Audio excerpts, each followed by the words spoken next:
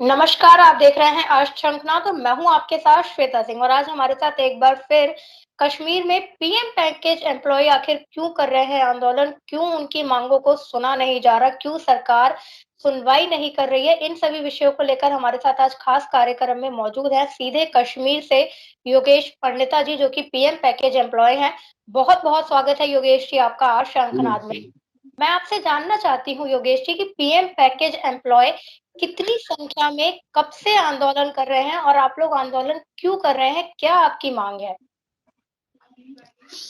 Ma'am PM package employees ने मई 12 के बाद एक एजिटेशन स्टार्ट की। रीजन था कि जो कश्मीर में टारगेट किलिंग्स हो रही थी और जो टेररिस्ट थे टीआरएफ ग्रुप से, जिनको परसों एक रिकॉग्नाइज्ड टेररिस्ट ग्रुप माना थ्रू गैजेट ऑफ इंडिया के जरिए से, वो लगातार पिछले 1.5 साल से टारगेट किलिंग्स कर रहा था कश्मीरी हिंदुओं की। जितनी देर हम इनका मॉडस ऑपरेंडी समझ पाते, इनका टारगेट समझ पाते, तो वो जिस दिन हमें समझ आया वो था मई 12। उससे पहले भी टारगेट किलिंग्स हुई हिंदुओं की, कश्मीरी हिंदुओं की वहां पे, जिसमें नॉन लोकल वहीं के रहते थे, जो माइग्रेंट नहीं, जो लोकल्स थे वहां के, माइग्रेंट नहीं हुए थे, जिसमें 30 साल से वहीं पे रहते थे, पिछले जब से एग्जोडस हुआ था कश्मीरी पंडितों का। उसमें एमएल बिंद्रू साहब, बंटू जी शर्मा और जो वहां पे एक बिजनेस क्लास थे, कृष्णा ढाबा, फेमस ढाबा है जहाँ टूरिस्ट खाना खाते हैं, उनके बेटे को भी गोली से मारा गया था। तो जब हमें मॉडस ऑपरेंडी समझा कि हम लोग क्योंकि 12 साल से वहां काम कर रहे थे, तो ये एक्सपेक्ट नहीं कर रहे थे कि दोबारा से 89 स्टार्ट होगा ऐसे तरीके से। तो इस बार जो मॉडस ऑपरेंडी टेररिस्ट ने बदला वो था सीधे कश्मीरी पंडित या हिंदुओं को टारगेट करना। तो मई 12 को राहुल भट्ट की किलिंग होती है, शहादत होती है उनकी। उनको क्लास 1 मजिस्ट्रेट ऑफिस में मारा जाता है, जो एक सिक्योर्ड ऑफिस है। उनको 3 कमरे पार करके घुस के आइडेंटिटी कार्ड देख के मारा जाता है। और ऐसा ही पैटर्न ऑफ किलिंग्स पिछले अक्टूबर 21 में 2 एम्प्लॉयज को मारा गया था, जो स्कूल में टीचर थे। उसमें एक प्रिंसिपल मैम थी, मैम का नाम था सुपिंदर कौर जी और टीचर का नाम था दीपक चंद जी। उनको भी ऐसा ही आइडेंटिटी कार्ड देख के मारा गया था। तो उसके बाद जब अक्टूबर 2021 में ये किलिंग हुई, तो हमें लगा शायद ये एक एक्सीडेंटल घटना है या क्राइम है। तो हमने फिर से भरोसा किया सरकार पे, सिक्योरिटी पॉलिसीज पे फिर भरोसा किया। तो हमें लगा शायद ये घटनाएं दोबारा नहीं होंगी। तो 1 महीने का उस टाइम पे एम्प्लॉयज ने ब्रेक लिया to get the confidence back. शायद उस दौरान न्यूज भी आई थी कि उन्होंने न्यूट्रलाइज कर दिया उन टेररिस्ट को। तो हमें लगा दोबारा ऐसी घटनाएं अंजाम नहीं लेंगी। लेकिन मई 12 को जब राहुल भट्ट की हत्या होती है, तो फिर क्लियरली समझ आता है कि मॉडस ऑपरेंडी था कि अब कश्मीरी पंडित ऑफिस में सेफ नहीं है, तो इनको वहां पे भी मारा जाएगा। तो उसके बाद एजिटेशन स्टार्ट हो गई। पूरा का पूरा पीएम पैकेज एम्प्लॉयज, स्पेसिफिकली समुदाय, जो कश्मीरी हिंदू समुदाय, ये एजिटेशन पे आ गया। और लगातार इनके दिमाग दिल में डर का माहौल है कि अगर घाटी हम ड्यूटीज परफॉर्म करने जाएंगे तो हमें डर है कि हमें मार दिया जाएगा। जी। और ये बात समझने की जरूरत है कि ये लोग इसे बोलते हैं विस्थापित हुए थे 89 में, तो ये पुनर्वास है, रिहैबिलिटेशन है। ये रिहैबिलिटेशन किसी भी एंगल से नहीं है। आपने 6,000 का आप बोलते हो, लेकिन उसमें कश्मीरी पंडित की बात की जाए तो 4200 कश्मीरी पंडित हैं। उनमें से आप 1,000 लोगों को आप सरकारी अकोमोडेशन में रखते हो, जो एक फैब्रिकेटेड शीट अकोमोडेशन टाइप है, और बाकी सारे बाहर रेंट पे वल्नरेबल ही है। तो इस वजह से मेरी डिमांड अकोमोडेशन की नहीं है।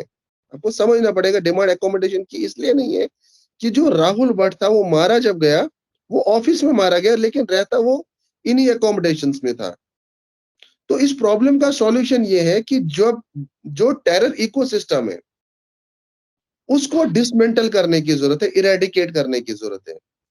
और गवर्नमेंट जिस दिन घाटी को टेरर फ्री जोन डिक्लेयर कर देती है, उस दिन हर कोई अपनी नौकरी कर लेगा और वो वापिस बसेगा जो आप अकोमोडेशंस बना रहे, क्या बना रहे, बनाते रहिए। क्योंकि अब 7 साल से वो अकोमोडेशंस बना रहे और आज तक बना नहीं पाए। तो उसका वो क्लेम मत कीजिए कि मतलब आफ्टर टारगेट किलिंग्स ही आप उसका प्रोसीजर या काम तेज कर रहे हैं, तेजी पे काम कर रहे हैं उस पे। तो ये गलत मैसेज पूरे देश भर को दिया जा रहा है। हकीकत तो ये है कि टारगेट किलिंग्स के बाद भय का माहौल बहुत ज्यादा है। भरोसा नहीं कर सकते हैं। सरकार का भी एक काम है कि वो घोषित करे। देखिए वो लोग बार-बार बोलते हैं 3 डिजिट से 2 डिजिट पे टेररिज्म को लाया हमने। तो 2 डिजिट से 0 डिजिट पे भी आएगा ना। तो जब घाटी में 0 टेरर हो जाएगा तो उस दिन हम वापस चले जाएंगे। तब तक के लिए हमारी डिमांड जो है रिलोकेट, अटैच कीजिए, डेप्यूट कीजिए, डिप्लॉय कीजिए, whatever suits you in the national interest. हमारी सेवाएं जम्मू से यूटिलाइज कीजिए। हमें डर है कि अगर आप ऐसे हालातों में वहां भेजेंगे तो हमें मार दिया जाएगा। इंस्टेड ऑफ दिस 8 महीने से सिंपैथी दिखाने की जगह ये लोग एडमिनिस्ट्रेटिव एपैथीज दिखा रहे हैं। ये एम्प्लॉयज की सैलरी रोक देते हैं, एम्प्लॉयज को शो कॉज नोटिस देते हैं, एडमिनिस्ट्रेशन, लोकल एडमिनिस्ट्रेशन एम्प्लॉयज को अननेसेसरी का डेपुटेशन ऑर्डर दे देते हैं। मतलब एक डिपार्टमेंट में वो है, उधर से उठा के दूसरे डिपार्टमेंट में भेज रहे हैं ताकि ये मजबूर हो जाए वहां से निकल के ज्वाइन करने में। तो जैसे ही ये ज्वाइन करने जाता है बेचारा एक दिन के लिए, फिर सरकार अपनी फिगर में दिखाती है, देखिए इसने घाटी में ड्यूटी वापस रिज्यूम कर ली। कुछ टीचर हमारे, मैं आपको बताता हूँ, इन 8 महीने में 1 महीने के बिना भी सैलरी ना हो तो लोगों का गुजारा करना बहुत मुश्किल हो जाता है। यहाँ 8-8 महीने, 6-6 महीने, 4-4, 5-5 महीने के बिना एम्प्लॉयज अड़े रहे कि हमारी डिमांड को सुना जाए। हमें एप्रीहेंशन है, हमें रिस्क एप्रीहेंशन से। और रिसेंटली हमने इसी थ्रेट परसेप्शन को साइड करते हुए हमने ऑनरेबल प्राइम मिनिस्टर साहब को भी एप्लीकेशन लिखी through online portal. Home minister साहब को फिजिकल मोड के जरिए भेजा, जो हमने स्टेट प्रेसिडेंट रविंद्र रैना जी को हैंड ओवर किया, स्टेट प्रेसिडेंट बीजेपी के जो है। और एलजी गवर जो एलजी है हमारे जेकेयूटी के, उनके पोर्टल के जरिए भी उनको ये ग्रीवियंस भेजी कि हमारी डिमांड्स को आप एड्रेस कीजिए। इंडिविजुअल तौर पे भी हमें थ्रेट परसेप्शन है, हमें मत भेजिए, हमें वहां ना भेजिए और हमारी सेवाएं जम्मू से यूटिलाइज कीजिए। तो ये लोग इस चीज को समझ नहीं पा रहे। और हमारी सैलरी जब रोकते हैं तो कुछ एम्प्लॉयज, ये 1000 तक भी हो सकते हैं, जिनके अब देखिए ना 4 महीना 5 महीना सैलरी बंद होगी तो ये क्या करेगा? ये बोलता है कि अगर यहाँ पे रुकूंगा तो फैमिली के 4-5 बंदे मरेंगे विदाउट सैलरी, लेकिन अगर घाटी जाऊंगा तो एक ही मरेगा कम से कम। ऑप्शन इसके पास 2 है कि जम्मू में रुकूंगा तो 4 लोग मरेंगे साथ में, कश्मीर जाऊंगा तो एक मरेगा। मरना दोनों जगह है। जिस जहां पे स्टेट ऑफ इंडिया को एक सिंपैथाइजर बनना चाहिए था, वहां वो लगातार एपेथाइजर बनती रही, एपेथी शो करती रही और स्टेट ऑफ पेसिमिज्म क्रिएट करती रही हमारे लिए। तो इस फिगर को जब एम्प्लॉय ने लास्ट में सोचा, अभी टीचर्स, मैं आपको टीचर्स का बताता हूँ वहां का। कुछ टीचर्स ने ये सोचा कि हम टीचर्स का 3 महीने का हॉलीडे होता है, विंटर हॉलीडे। 5 महीने से सैलरी नहीं आ रही, एक भी पॉजिटिव रेस्पॉन्स सरकार नहीं दे रही थी। हिंदू राष्ट्रवादी सरकार ने कोई इस बार पॉजिटिव रेस्पॉन्स नहीं दिया हमें। ये हमारे लिए एक डबल धोखा रहा हमारे लिए। मतलब हमने तो पूरा ट्रस्ट किया था, भरोसा किया था कि शायद सनातनी जब मुश्किल में होगा तो कोई ना कोई बचा लेगा, लेकिन इस बार डबल धोखा मिला। जो बताते हुए थोड़ा सा दुख तो होता है, लेकिन I wish them good luck. और इसलिए भी we wish them best luck कि एटलीस्ट ये रह गया कि नेक्स्ट टाइम भरोसा किस पे करना है, किस पे नहीं करना है, ये पता चल जाता है हमें, आउट ऑफ इमोशंस भी। बिकॉज लगातार हमारे नाम की कस्में खाते रहे पूरे देश भर में। आज जब हम ही मुश्किलों में थे तो हमारा इशू एड्रेस नहीं कर पाए। खैर उसे छोड़ देते हैं, पॉलिटिकल है। लेकिन मेरा पॉलिटिकल बिलीफ वहीं को था, मुझे उम्मीद थी कि अच्छा होगा। लगातार 8 महीने से हमारा स्टेज ओपन था, वल्नरेबल था कि कहीं ये पॉलिटिकली यूज ना हो जाए, लेकिन हम इसे बचाते रहे लगातार।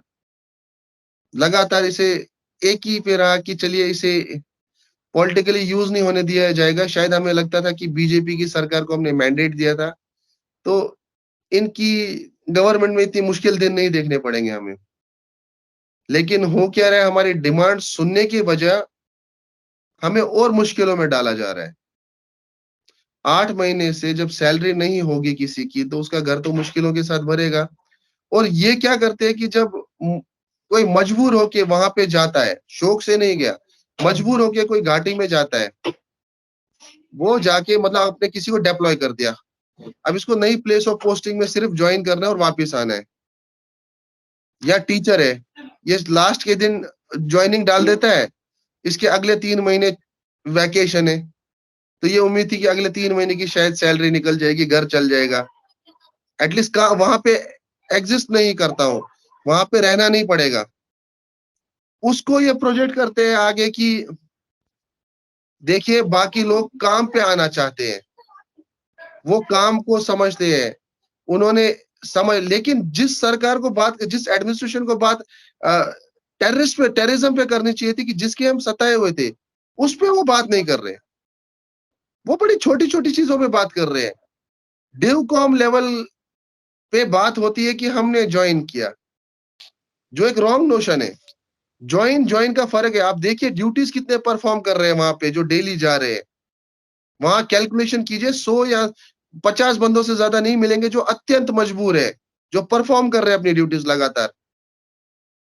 बाकी सारे यहीं पे हैं, जम्मू में। उन्हें एप्रीहेंशन से मार दिया जाएगा, डर है। बात आपको इस पे करनी चाहिए, इनका डर कैसे खत्म हो, लेकिन आपने बात की प्रोजेक्शन की, जो एक रॉन्ग प्रोजेक्शन है। देखिए कागजी तरीके से आप 10 चीजें दिखा सकते हैं, एक 6 को उल्टा करके 9 भी पढ़ा जाता है। तो आप वैसा पढ़ रहे हैं, हम उसको 6 पढ़ रहे हैं, आप उसको 9 पढ़ रहे हैं। लेकिन सच एक है, सच छुपाया नहीं जा सकता। दूसरी बात, हमारे एलजी लेवल पे हमारी सैलरीज की बात होती है, सैलरीज की बात होती है। सैलरीज पे क्या बात, एलजी लेवल को आपको सैलरी पे बात करनी चाहिए।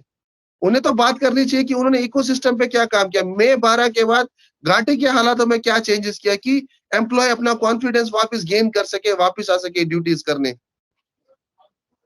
एलजी साहब ने ऐसा कोई स्टेटमेंट नहीं दिया है व्हाट दे हैव डन।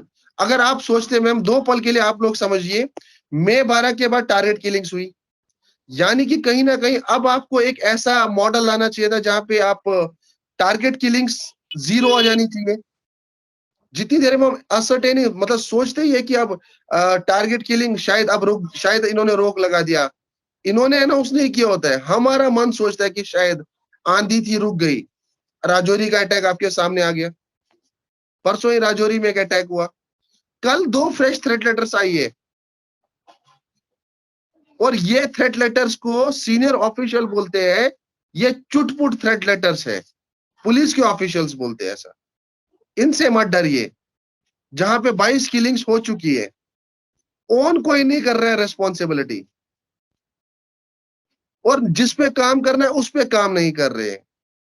काम करना था कि टेररिज्म मॉडल कैसे खत्म हो, लेकिन ये फोर्सफुली हमें कश्मीर ले जा रहे हैं।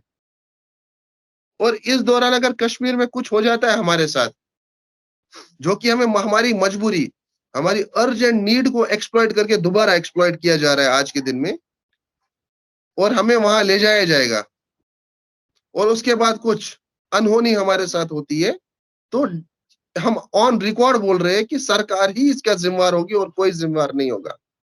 यहाँ बहुत अच्छा नाटक सीखा है सबने आजकल।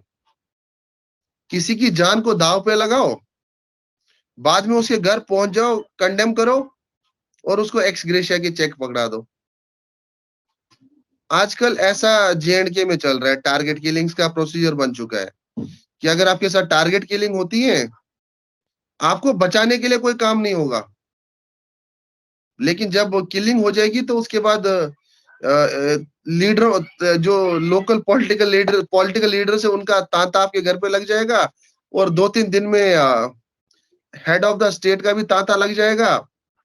फिर आपको एक्स ग्रेशिया के चेक दे देंगे, रात गई बात गई, जान गई, खत्म।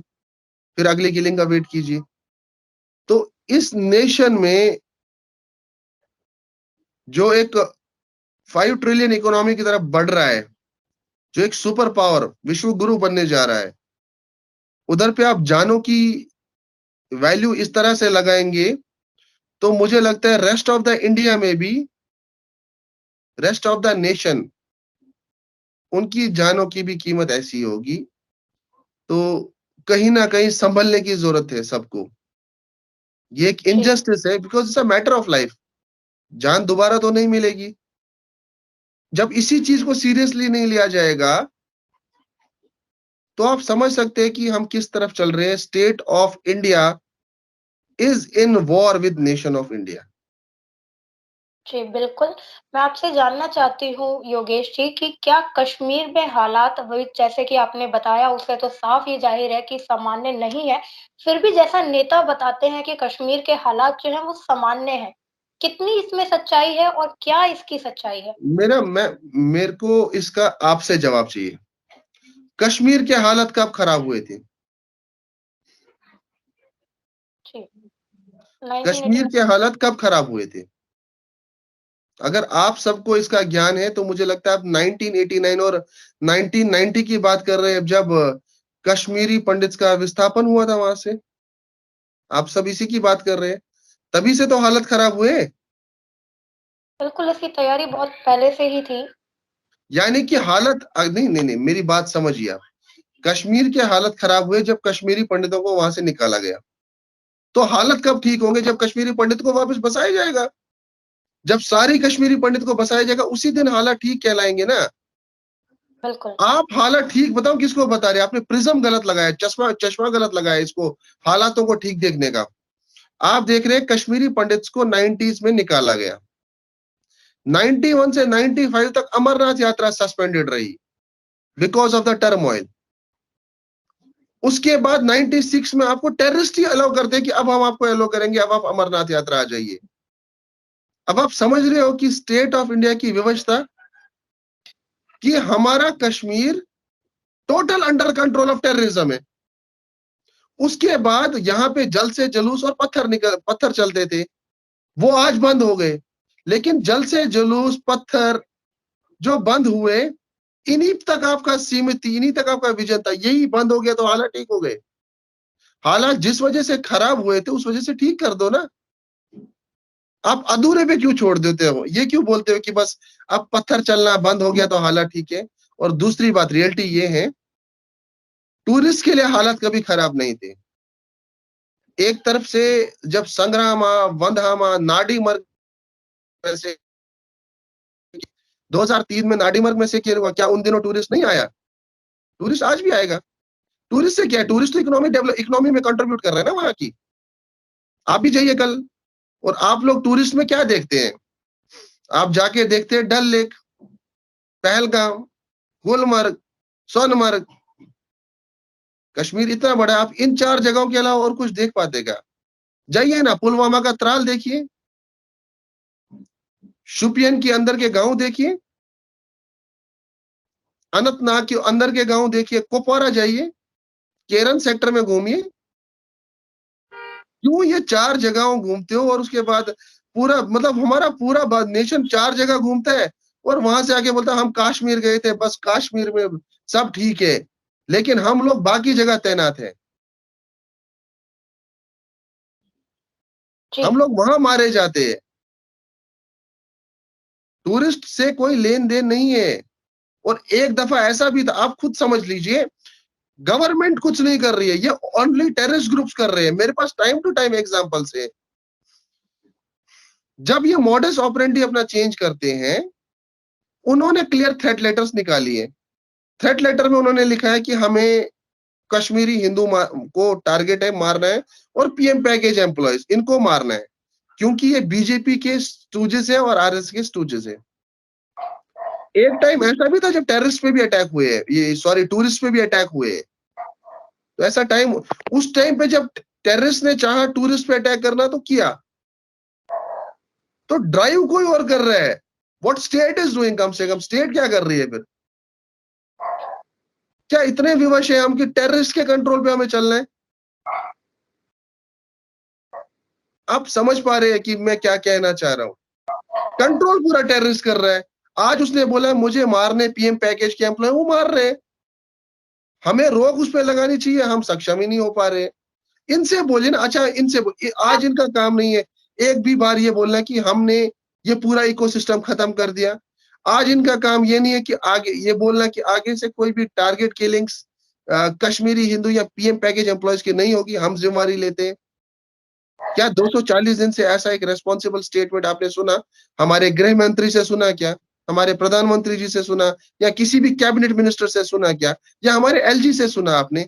या हमारे डीजीपी साहब से सुना? अगर सुना हो तो हमें भी भेज दीजिएगा, हमने नहीं सुना।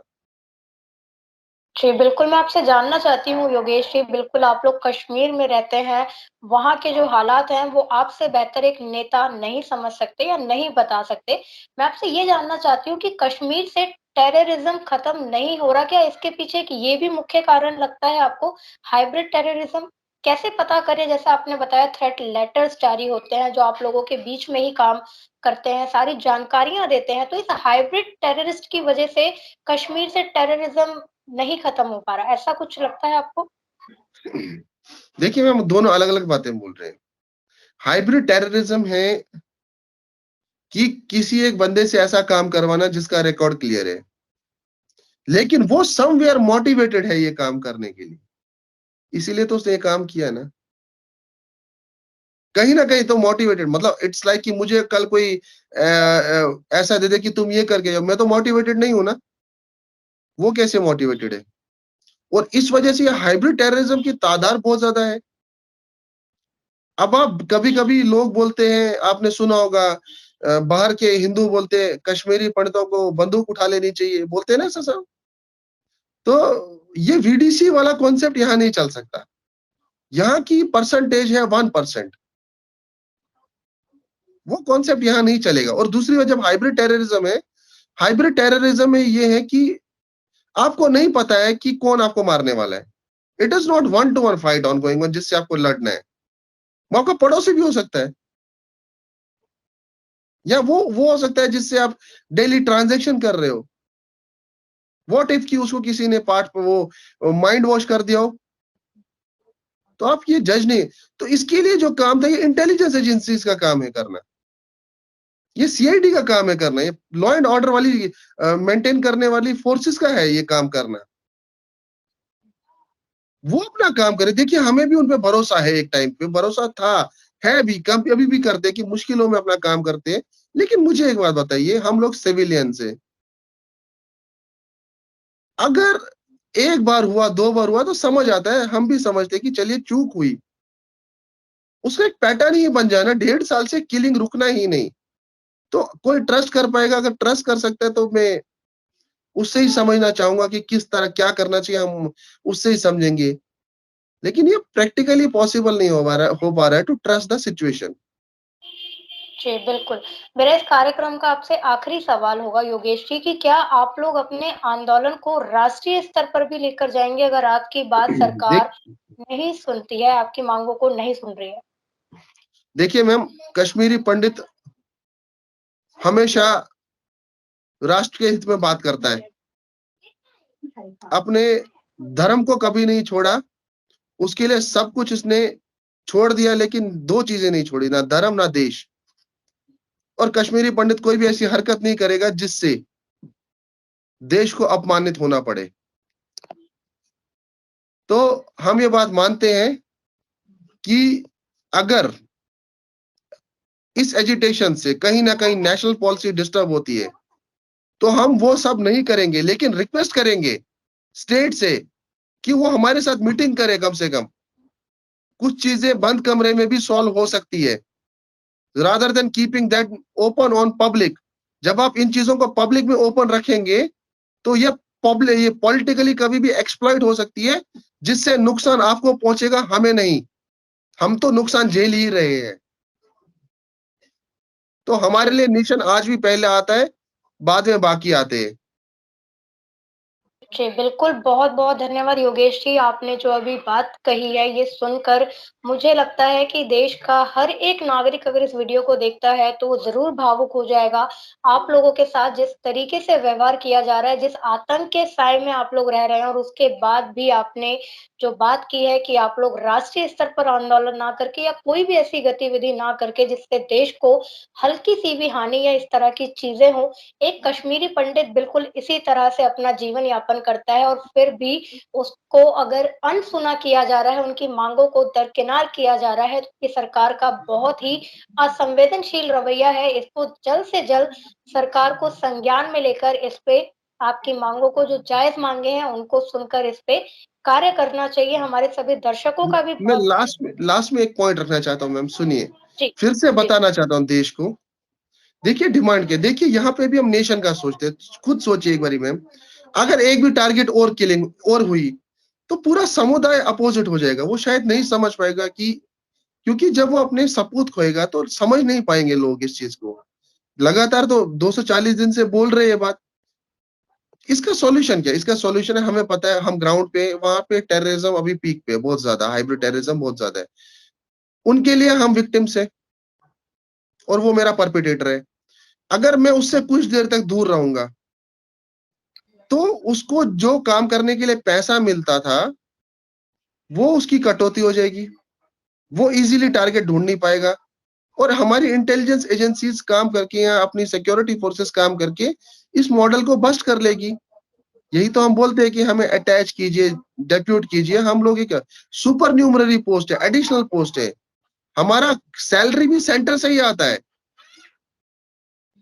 तो ऐसी कोई भी चैलेंज स्टेट भी ना ले जिससे उन्हें भी कल धक्का पहुंचेगा। देखिए, हम तो फिर भी सोचेंगे भारत का, लेकिन मीडिया में ये बातें नहीं रुकेंगी। फिर आप जी। कटघरे में आ जाएंगे।